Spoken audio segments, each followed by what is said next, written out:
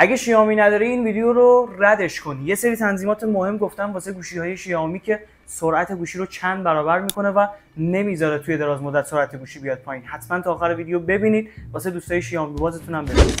همین توی تنظیمات گوشی بیاین پایین قسمت برنامه‌ها رو باز کنید، روی سه نقطه بالا بزنید و سایر تنظیمات رو باز کنید. حالا وارد تنظیمات برنامه سیستم بشید، بیاین پایین قسمت امنیت رو باز کنید و اینجا افزایش سرعت رو بزنید. روی گزینه پاکسازی حافظه پنهان هنگامی که دستگاه قفل است بزنید، روی 5 دقیقه یا 10 دقیقه بذارید. اینطوری هر 5 دقیقه یه بار میاد فضای پنهان گوشی رو پاک میکنه و سرعت گوشی چند برابر میره بالا. دوباره تنظیمات گوشی رو باز کنید و از قسمت سرچ پویانمایی رو سرچ کنید. حالا سرعت پویانمایی رو انتخاب کنید، مجدد اینجا سرعت پویانمایی رو انتخاب کنید و بذارید روی سریع. اینطوری سرعت باز کردن نرم افزارا رو چند برابر میکنه.